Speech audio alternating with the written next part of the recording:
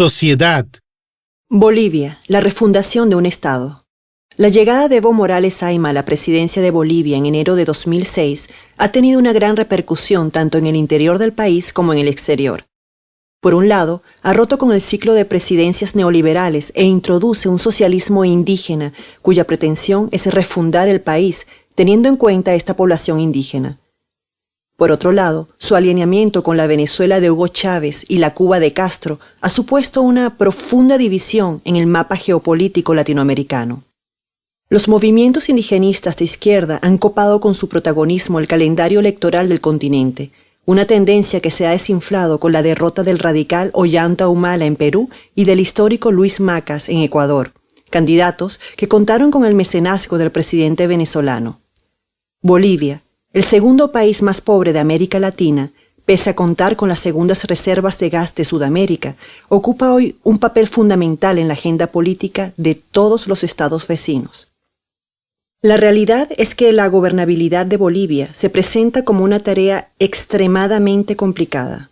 Desde la fundación del Estado por el libertador Simón Bolívar en 1825, se contabilizan más de 80 presidencias, muchas de ellas fruto de golpes de Estado. La inauguración de la época democrática no ha sido menos convulsa. En algo más de 20 años han desfilado 10 presidentes. Hay varias razones que explican esta inestabilidad política, muy común en la región andina. En primer lugar, Bolivia es un país de una gran fragmentación social en el que conviven más de 40 grupos étnicos diferenciados, cosa que ha facilitado hasta ahora el ejercicio del poder por parte de la minoría blanca. En segundo lugar, existe una gran desigualdad de rentas. La falta de redistribución de la riqueza ha sido caldo de cultivo de una corrupción que afecta a todos los niveles del Estado. Por último, durante los últimos años, el crecimiento económico ha sido muy desigual entre las regiones. El país está dividido entre la estéril región del altiplano y el oriente fértil y rico en hidrocarburos. La crisis económica, acentuada por las políticas de privatización de los recursos, ha provocado una migración masiva hacia las ciudades, sobre todo a las situadas en Oriente. Este hecho ha contribuido a aumentar las diferencias sociales en las urbes y ha avivado las tensiones interregionales, cuya máxima expresión ha sido el movimiento autonomista de Santa Cruz. El ascenso de Evo. En este contexto, dos hechos históricos han sido capitales para que los movimientos sociales del país, fundamentalmente indígenas, se uniesen para llevar al movimiento al socialismo más del aymara Evo Morales al poder. La Guerra del Agua del año 2000 y la Guerra del Gas del 2002. El primer conflicto estalló en la región central de Cochabamba. Los desmanes de la empresa transnacional Bechtel, que, sin haber invertido apenas, se había hecho con el control de la escasa agua potable, desencadenaron la protesta. La subida de precios provocó un alzamiento popular que logró expulsar a la empresa del país. En 2002, aún no había cristalizado la unión de los movimientos sociales, pero la intención del entonces presidente Jorge Tuto Quiroga de construir un gasoducto hacia Chile, país con el que Bolivia mantiene pretensiones territoriales por una salida al mar, levantó a toda la población. Morales, líder cocalero de la región cochabambina, se enfrentó en las urnas aquel mismo año a González Sánchez de Lozada, el Goni, perdiendo por una diferencia mínima. La situación en la capital era caótica y los bloqueos de carreteras como forma de protesta mantuvieron en jaque al presidente electo desde el primer día. La venta de los hidrocarburos a las transnacionales y la represión policial y del ejército, que dejó casi 70 muertos, acabaron con la paciencia del pueblo. Desde el interior del país, los movimientos indígenas, campesinos y sin tierra iniciaron una marcha hacia la capital por la soberanía popular, el territorio y los recursos naturales. Sánchez de Lozada renunció en octubre de 2003 y escapó a los Estados Unidos. El MAS, bajo el lema contra la erradicación de la coca, para la nacionalización de los hidrocarburos y la convocatoria de la Asamblea Constituyente, obtuvo la mayoría del Parlamento en las elecciones de 2005, con una participación de más del 80%. El gobierno que pudo formar Morales no ha acabado de satisfacer a una población que soñaba con una auténtica revolución democrática. Muchos miembros de su gabinete han levantado polémica.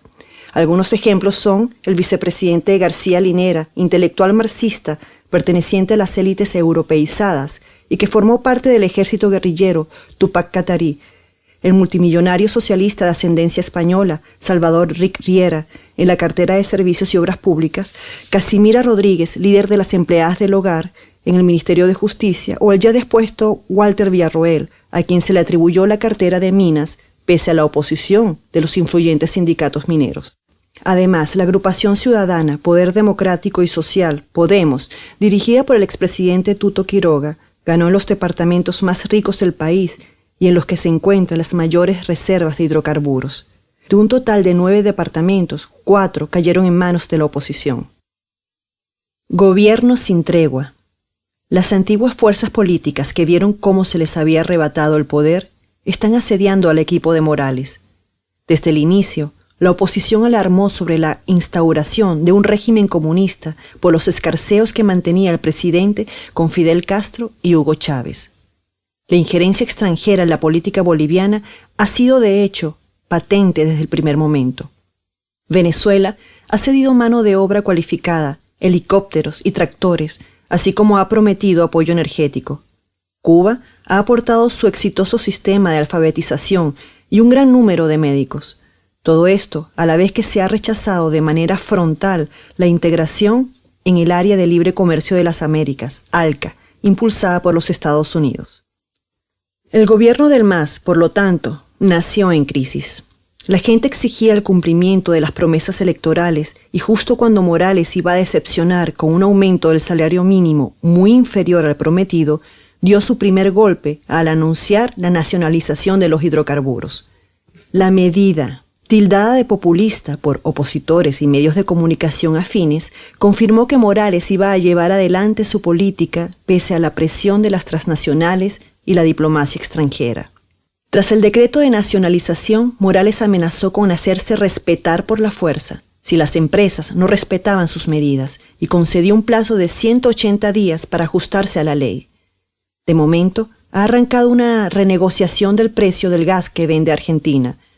Brasil, el principal inversor del país, decidió in extremis firmar un nuevo contrato a través de su empresa estatal Petrobras. Pero Brasil, cuyo consumo de gas proviene en un 50% de Bolivia, sabe que en las próximas décadas conseguirá la autonomía energética. En cuanto a la española Repsol YPF, la mayor operadora en el sector de los hidrocarburos, no ha tenido más remedio que acatar la nueva legislación boliviana. Sus ganancias bajarán del 40 al 15%. Aún así, los continuos cambios en las leyes bolivianas preocupan a las empresas extranjeras. La Asamblea Constituyente. La segunda medida importante fue el referéndum para la creación de la Asamblea Constituyente. En este se pidió a los ciudadanos que se pronunciasen sobre 2 asuntos: la convocatoria de una asamblea soberana para elaborar una nueva Carta Magna, Constitución, y la creación de autonomías territoriales. El sí fue aplastante en cuanto a la convocatoria de la Asamblea Constituyente, mientras que se rechazó la propuesta autonómica. La asamblea comenzó el 6 de agosto de 2006, aniversario de la independencia del país, en la capital histórica de Sucre. Los constituyentes, elegidos democráticamente, tienen un año para concluir sus trabajos. El sociólogo Adolfo Mendoza alerta sobre los posibles problemas. Si por alguna razón la Constitución no tiene éxito, Bolivia estará expuesta a un conflicto interno muy duro y probablemente a una guerra civil. La vida política boliviana sigue siendo muy agitada. A modo de ejemplo, el dirigente minero Gerardo Coro declaró lo siguiente en agosto: o matas o te matan. Si el MAS no practica el socialismo, puede correr la sangre. 2 meses después, hubo un enfrentamiento entre mineros en el yacimiento de Guanuni. El balance fue de 16 muertos, la destitución del ministro de Minas y el anuncio de la nacionalización por parte de Morales. El debate sobre la laicidad de la educación en un país donde la Iglesia Católica ejerce una gran influencia lleva a la calle a maestros y a escolares. El estado de la población reclusa también aparece continuamente en los titulares. Las cárceles están abarrotadas y los brotes de tuberculosis y otras enfermedades han llevado a muchos presos a adoptar medidas como la huelga de hambre e incluso coserse la boca. Los cortes de carreteras y vías férreas como medio de presión se han convertido en una pesadilla. Aunque no cesan los rumores sobre un posible golpe de Estado militar, las autoridades afirman que las Fuerzas Armadas apoyan el proceso de cambio en el país, están absolutamente de acuerdo con todas las medidas y estarán atentas a lo que pueda suceder. Bolivia está bajo la atenta mirada de muchas naciones del continente. El fracaso del modelo neoliberal ha hecho virar en su orientación política a los principales países de Sudamérica, en especial a los integrados en el Mercado Común del Sur. Argentina, Brasil y Uruguay tienen gobiernos de izquierda, solo Paraguay es conservador. Este cambio, que no ha supuesto una ruptura total con el pasado, tal y como ha sucedido en Bolivia, ha convertido al país andino en el verdadero campo de pruebas de un modelo, el socialismo indígena que aspira a integrar a las minorías en el marco de un país igualitario.